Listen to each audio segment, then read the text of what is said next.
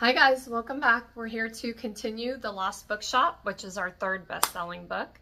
So I'm excited. I know we left off on chapter 4, page 23, Opaline. As the gangplanks were lifted and handkerchiefs fluttered in the air, my heart was a mix of excitement and trepidation. Having spent a cold and sleepless night on a mail train to Dover, I had countless hours to question the wisdom of my decision to escape to France. There was just enough time to send a telegram to Jane, and I bitterly regretted not having the chance to say a proper goodbye to the one person I would miss. I knew not what lay ahead of me, but was keenly aware of what I was leaving behind. My mother would doubtless be distressed at my departure, if not for the loss of a daughter, then surely for the gossip and notoriety that would befall our family name. I was bringing shame to them both, but I had no choice. It was their pride or my future, and I would not sacrifice myself on the altar of their expectations. Wow. I had enough schooling to get by, or so I thought, and would soon realize that the University of Life was an altogether harsher education.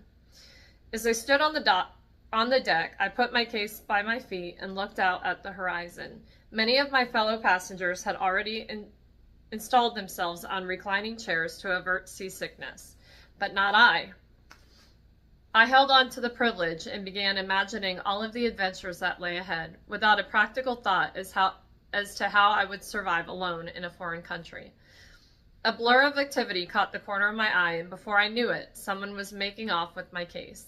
I cried out, but my voice was lost on the wind, and while he ran, I stumbled along the smooth wood of the deck.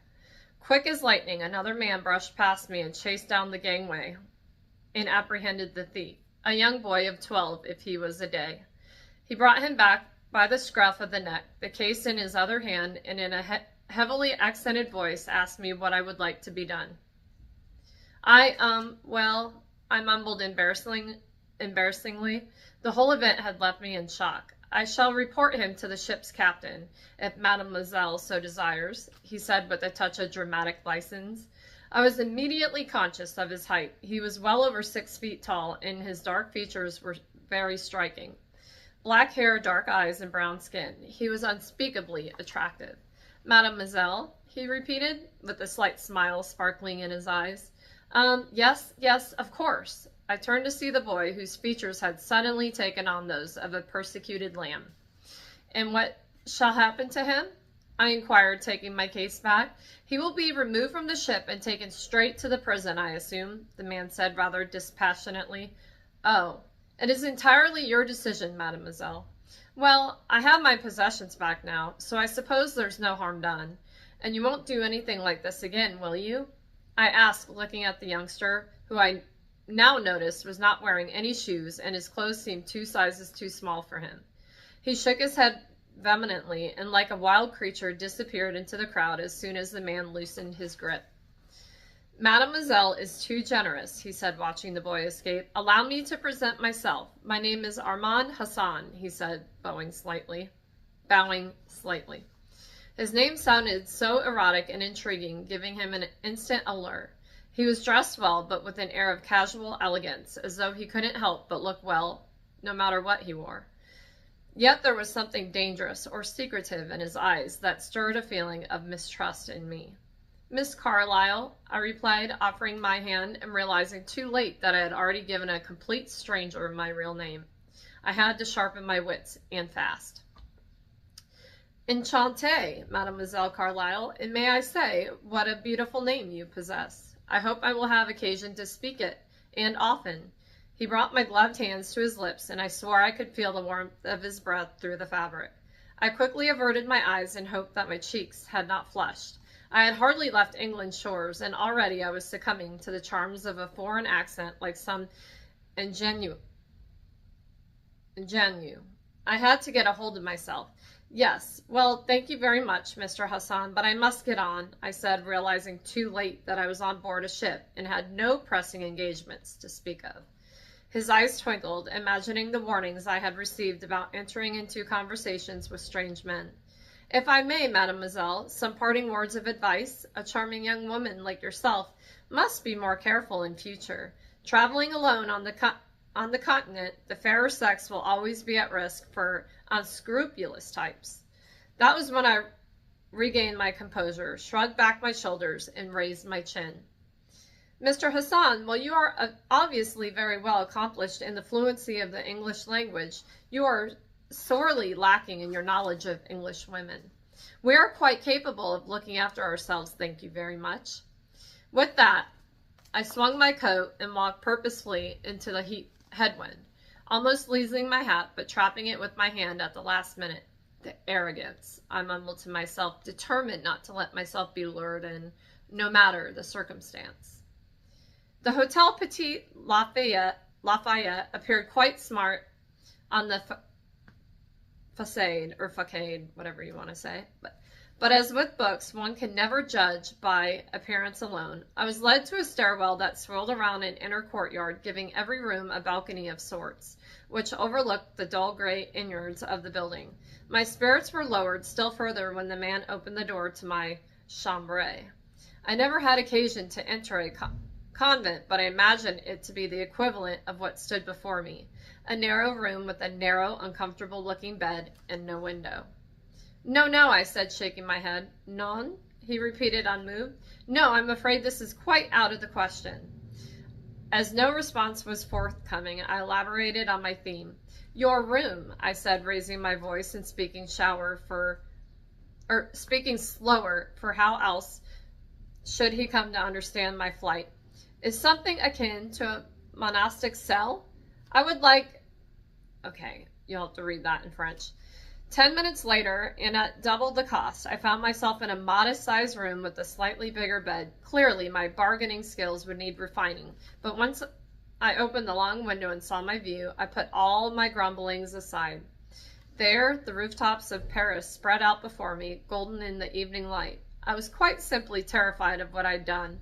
Desire and its attainment can provoke strikingly opposing thoughts in a person. Yet, I was determined to make a go of it, and there would be absolutely no tears. My first day in Paris was blustery but bright, and I held tight to the little map that I had purchased from a street vendor. Paris was as beautiful and inspiring as I'd hoped. Every street was more beautiful than the last. The buttery stone buildings with elegantly tall windows and gray tin roofs looked immaculately chic in the soft sunshine. Walking back along the Quai de la Tournelle, I came across a row of booksellers, or bouquinistes, as I would later learn, selling all sorts of books in French and English, magazines, journals, and even old posters and postcards. I stopped to browse, wondering at the green metal boxes that held their treasures, hanging on the parapets on the banks of the Seine? They looked like train carriages that had just pulled up overnight, opening their doors to the reading public until nightfall. I was in heaven, on the banks of the river in bright sunshine, lost in a world of books in foreign accents. That was when I spotted it. Histories Extraordinaires, bound in cerulean blue. It was a 2-volume translation of Edgar Allan Poe's short stories by Charles Baudelaire. I opened the cover to find that it was a first edition, published by Michael Levy Frere, Paris, 1856 to 1857. My father was a fanatic when it came to Mr. Poe, and I too enjoyed The Telltale Heart and The Fall of the House of Usher, and so I saw it as a sign. I inquired as to the price of the book, my broken French immediately betraying me as a foreigner. It sounded like 100 francs too many, and after much gesturing, him turning out his pockets to indicate that I was robbing him blind, we agreed for a price. I felt drunk with recklessness, spending the little money I had on another book. As he began wrapping the volumes in brown paper and string, I heard a voice I recognized calling my name. Monsieur Hassan, I said, surprised when he, yet again, took my hand and kissed it. I flushed immediately, and the bookseller smirked. They then began a conversation in French that I could not follow, but the subject matter soon became clear. I see you have purchased my Baudelaire, he said, with a devilish smile. Whatever do you mean?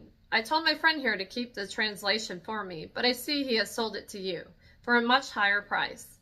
The implication was not lost on me that I was a silly woman who'd be taken for a fool. I chose to ignore it.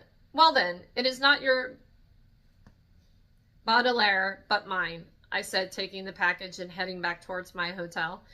At least allow me to offer you dinner tonight as a felicitation for your excellent bargain, he said, his long strides easily catching up with me.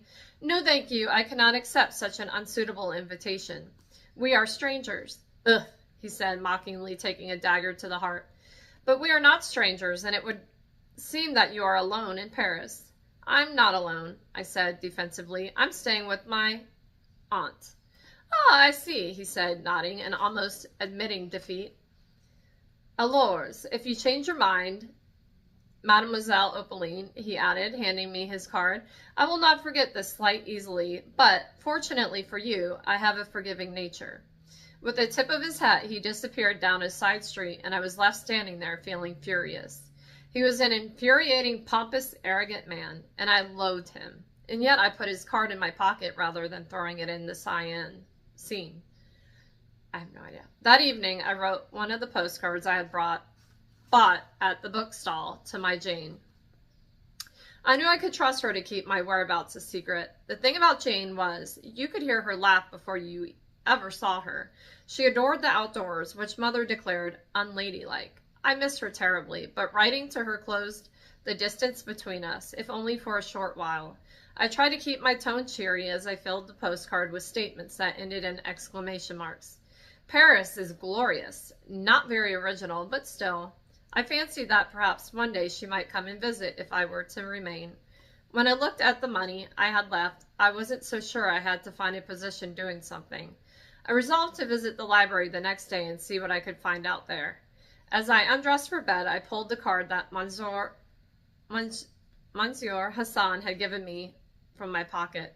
Armand Hassan, antiquaire, 14 Rue Molaire, Casablanca, Maroc. So, Monsieur Hassan was a book dealer from Morocco. That explained his exotic good looks, if you like that sort of thing, which I was determined I would not. The romance books I read were littered with stories of young women falling for fast men like him. I put the card away, and in my case this time, when I should have ripped it up and thrown it in the bin.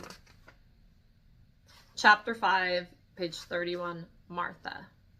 Working as a housekeeper for a woman of advancing years with serious delusions of grandeur was not where I had seen myself ending up. But I kept telling myself that this was a stopgap, just until I got myself sorted, whatever that meant. After a couple of days, I found myself quickly settling into a routine. I realized then it was exactly what I needed, for I was still in shock. Unlike the movies, you don't just leave your home, your marriage, and everything you knew and simply just start a new life.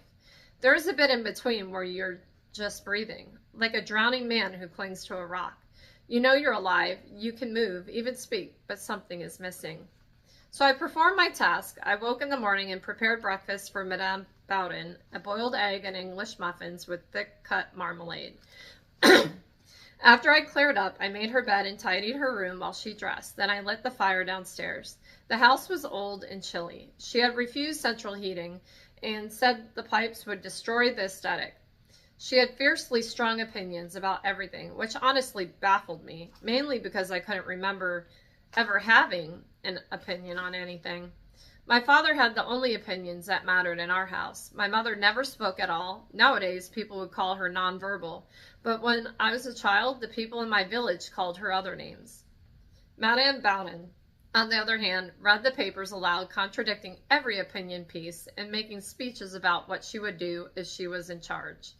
I largely ignored her, getting on with vacuuming the carpets and doing the laundry. She was not unkind, but not exactly friendly either, which suited me just fine. I ate my dinner in my little basement room every evening, mostly beans on toast, and took to walking along the river late in the evenings, when the office workers had gone home and the city was quiet. Well, quieter at least. It felt like I was thawing out after a very long winter. Every day I felt my muscles relax a little more, and even when I went shopping for groceries in the supermarket, I hardly checked behind me to see if he was following. Until the day Madame Bowden decided to succumb to the ruination of the 20th century and ordered a television. I was busy in the kitchen making her lunch, poached salmon and baby potatoes, and when I took her tray into the living room and saw a man walking through the front door, I dropped the tray and stood frozen to the spot. Sorry, love. I knocked, but the door was open, he said, clearly mortified and struggling with the heavy package. I kept staring at him, trying to trust my eyes. It's not him, I kept repeating silently. It's not him. I recovered as quickly as I was able and began to clear up the mess. My hands were shaking so badly that he offered to help. I couldn't even look at him in the eye. I was so embarrassed. The following morning, Madame Bowden asked me to give a good dusting to her study, a small room on the first floor facing the street.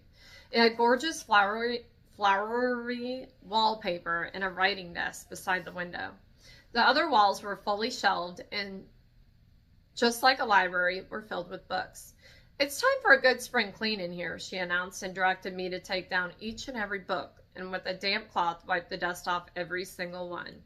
No, not too damp, she warned, then gave me a dry towel to remove any moisture afterwards.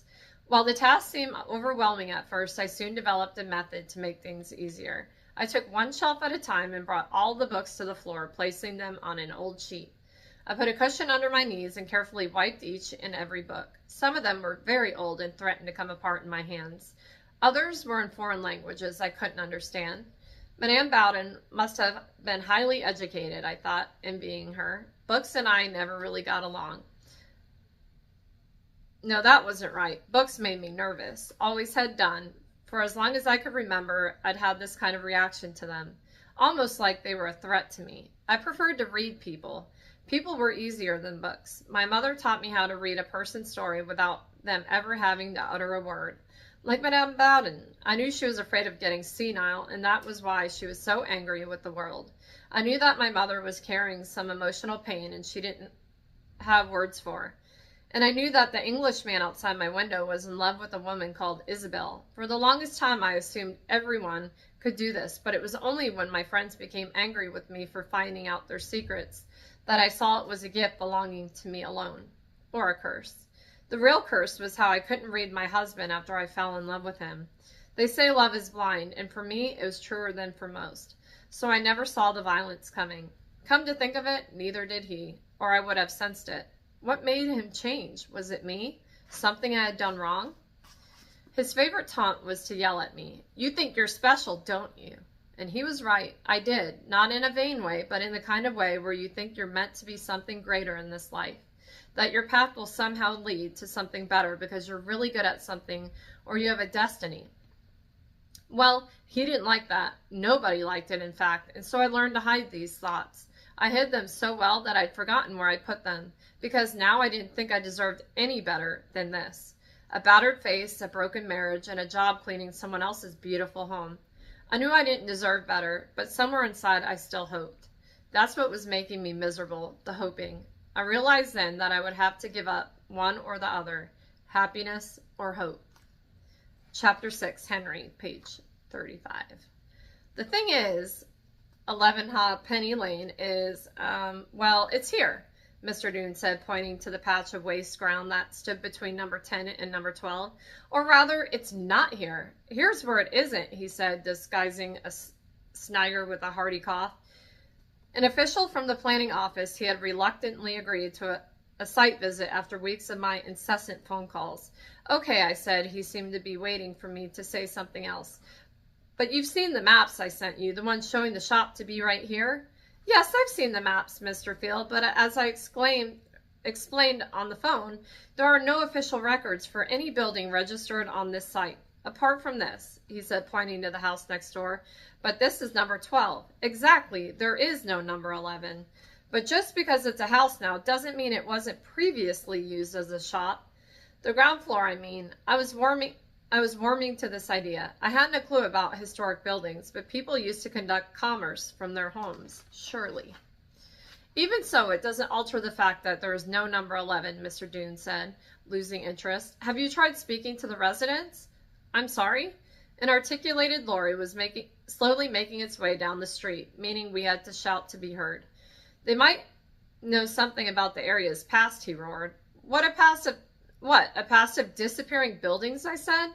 Mr. Doone simply looked at me as though there was something not quite right about me and stepped back in case it was contagious. Is this some kind of prank? Mr. Doone checked his watch. I'm already late for my next appointment, so I'll have to leave you to it, he said, jangling his car keys in a very pointed manner. Good luck with, he gestured to the space between the house, all of it. Yes, I get it, I thought. I'm on my own. The idiot who came all the way to Ireland to find a bookshop that doesn't exist. He left, but I couldn't move. I stared at the facade of number 12, and then at number 10, and back again. I wasn't sure how long I'd been standing there when I noticed the front door of number 12 opening. It was her, the fallen angel, looking as unimpressed with the world as she had done the other day, leaning out of the window. There was something about her. Perhaps it was just the sight of another lost soul looking for something they knew should be here, but wasn't. Excuse me, I wonder if I might take a moment of your time. Miss? She halted mid-stride and turned to look at me as though she would make me regret my entire life if I didn't make the next words from my mouth worthwhile. What is it? Well, brilliant. 10 out of 10, she carried on her brisk pace. Can I buy you a coffee? I could tell you all about it. I can buy my own coffee, thanks. Look, I'm not some kind of weirdo. That's exactly what a weirdo would say. I struggled to find the words that might make her turn around. As a last resort, I went with honesty. I need your help. She stopped. Her head dropped as she paused for a moment as though deciding something. There's a cafe through here, she said, pointing to a narrow cobbled street through an old archway. As I followed her lead, I reintroduced myself as Henry Field, exactly like that, as though I were a key member of M15. She kept her name to herself, making an altogether better spy. So, you found an old letter that mentions a book no one's ever heard of, hidden in a bookshop that doesn't exist? That's about the size of it, I agreed, before taking a mouthful of coffee and inadvertently giving myself a frothy milk mustache. It was kind of liberating, this honesty business. For so long I had hidden my feelings for fear someone else would uncover the lost manuscript. But I knew this girl, Martha, as she eventually told me, no surname, wouldn't have the background knowledge or the interest to steal my discovery. Have you thought about seeing a therapist? Ha! I hadn't expected her to be funny. Her whole countenance was so serious up to that point. She was wearing makeup, which went some way towards covering her bruises. But she still winced from the cut on her lip when drinking her tea. I did the honorable thing and pretended not to have noticed. I know it existed. I have the address on the letter-headed paper, even if the council has no record of it. And how do you think I can help? I've only been here a few days. I don't know this city at all. Oh, I just assumed you don't own number 12? At this, she laughed heartedly. Then just as quickly, her features fell back into their strained expression. Madame Bowden owns number 12. I work for her. Oh, I see. As some kind of assistant? She did not answer straight away, and I immediately regretted prying. What did it matter? It was just something you say. I'm her housekeeper. Oh, can't you think of anything else to say, idiot? Well, thanks for the tea. I'd best be off. She was up and heading for the door before I reacted. Maybe we can do this again, I called out. But she never turned back, just waved a hand and headed back out on the busy street. Okay, Chapter 7, Opaline, Paris, 1921. I started early the next day, inquiring about jobs whenever I saw a sign that read, Offres d'emploi. It rapidly became clear that no one wanted to hire a young English woman with no skills to speak of, broken French, and no experience of commerce. The naivety of my plan, or rather the lack of it, filled me with panic. I wandered the streets aimlessly, blindly hoping for a sign. I let myself be swept along by people who knew where they were going and crossed the Seine on the glorious Pont Neuf. I raised my eyes to the spires of the Notre Dame Cathedral, thinking of Esmeralda and Victor Hugo. I reached inside my satchel and rested my hand on the Baudelaire. Even feeling the book under my fingertips calmed me. I couldn't explain it, not even to myself, but books gave me an unflinching sense of stability and groundedness. That's because words survived. Somehow, I would too. As I walked the drizzled streets, feeling as though I were about to give up, I came across a bookshop called Shakespeare and Company. There was something reassuring about seeing that name. The doorway was blocked with boxes, and I saw two women just behind them, arguing over where to put things. They spoke English, and while one had an American accent, the other was unmistakably French. The window gleamed with a luminous display of books, a rainbow of colorful calf bindings, woodcuts, and intriguing title pages.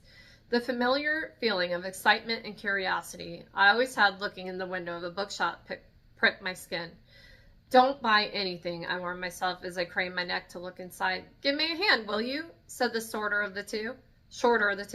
She was dressed in a tweed jacket and a skirt and reminded me of a scout leader, someone you obeyed unquestioningly. I rather awkwardly took the other side of a large box she was holding, which had the weight of a small elephant. An occupational hazard, she said, amused by all my huffing and puffing. I'm afraid I don't have much in the way of muscles, I replied. Is that an English accent I detect? I nodded and introduced myself. My name is Sylvia Beach. She gave a firm handshake. Well, you're in the right place. We stock English language novels. You mean you own the shop? I asked rather stupidly. It was just that I had never heard of a woman running her own bookshop before. And all of the debt that comes along with it, she laughed. It sounded like a bark and was quite infectious. I found myself laughing along, even though I wasn't entirely sure what we were laughing about. I don't suppose you're hiring, I blurted out, hoping I didn't sound too desperate. Miss Beach leaned back against some boxes with a thoughtful expression on her face. Am I hiring? She asked rhetorically. Do you have experience working in a bookshop? Asked the other woman who reappeared from inside the shop. This is Miss Monier. She owns the shop across the street, Miss Beach explained. Unlike Sylvia, her dark eyes looked me over suspiciously, and I instinctively knew she found me wanting. Not particularly, I confessed. A look passed between them. Perhaps they had seen this before, a naive girl searching for her Parisian dream. I earned my passage here by selling a first edition Dickens, and here, look, I said, taking the Baudelaire from my satchel. I bought this from one of the bouquinettes along the sign. I cannot pronounce that. Miss Beach took it carefully in her hands, gently opening the cover and checking every page. It's important to count every page, she said quietly. The earlier in print history you go, the more likely you are to discover missing pages. Is that so? Yes, we call that the period before the 1800s, the hand-press period, when paper was a much more valuable commodity, and people tore pages from books for their own use. Well, this is a nice find. Congratulations. Thank you, I said, taking it back. You have an eye for quality, and any young woman who can trade her way to the continent in books clearly has a flair for the business. How about I take you on as an apprentice, teach you what I know about books? I began to gush effusively when she held her hand up to halt me. I can't pay you well, and the hours might be long, but you will learn much and make some important contacts. Oh, Miss Beach, I gasped. I'm quite unaccustomed to being speechless, but this may just be a first. Good. Can't stand sentimentalism. Now you can start by helping us with these deliveries. Start now? Well, is there a better time than the present? She asked, in that matter-of-fact tone I would come to depend upon more than I could ever have known. Shakespeare and Company was a fascinating place to be. The shop itself had the quiet warmth of all bookshops, with dark wooden shelves worn soft over the years and the unmistakable scent of paper and leather.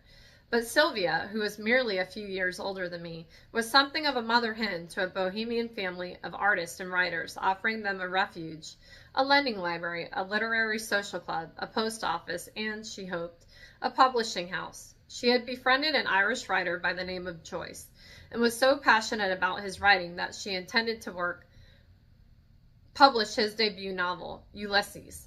It was a very great risk, as the work was so avant-garde, the author feared it would be suppressed forever. Nor did it help with the manuscript itself was 3 times the length of an average novel, which would be astronomical to print.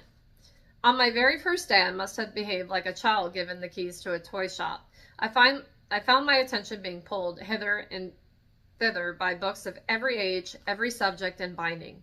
I couldn't help but wonder who they had once belonged to. Where had they traveled from? What is the scent? You shall be no use to me if you insist on behaving like a customer, Opaline, Sylvia announced sharply, and over the following days I made a concerted effort not to be swayed by every interesting book I saw, which was often. She was determined that I should learn the business from the ground up. I began by lugging books around and shelving them carefully, as well as serving customers as best as I could. On quieter days, whilst dusting the shelves on the books themselves, she explained the finer details of being a book trader. Now, an old book isn't necessarily rare, Opaline. A book becomes rare when it's both hard to find and highly sought after. And it's not just books that are valuable to collectors, manuscripts, prints, etchings, archives, even letters. Especially letters. Anything that will feed the insatiable curiosity that surrounds the greatest minds. I must have looked unsure because she stopped what she was doing for a moment and turned to face me. Not convinced? I'm not sure why someone would want to collect someone's letters. How could they even be sure they were authentic? Very good question. We'll make a literary sleuth out of you yet. Who's your favorite author? She asked. Easy, I said. Emily Bronte. Right. Well, isn't there anything you'd like to know about Miss Bronte other than the fact she lived a quiet life on the moors? I thought about it for a moment. There were many questions I had, like, did she ever fall in love? Was she happy or sad? What I've always wondered, the one question that always frustrated me is whether or not she began writing a second novel before she died. And if so, what had happened to it? There you are then. Now you have your question. You can start searching for the answer. All righty. Perfect timing. So we left off on chapter 8, Martha, page 45. Guys, this is going to be good. It's taken me a little bit longer to get into this one just because I have a hard time with French and translation, so I kind of skip over those words. And Shantae, like, I know some of it, but yeah, there's no trying to say that. But I'm sorry about that. I'm not the perfect reader. But it's taken me a little bit longer. I can visualize this. The author does a great job, but it's taken me a little bit longer to get into it. You know, like that curiosity. Because that part, they're still just introducing the characters and, you know, the good stuff hasn't really happened yet. So sometimes books are like that. And then, you know, then they get really good. But this is a bestseller, so I'm excited to continue it. But there you go, guys. So we will pick up tomorrow, and I will see you then. Bye, guys.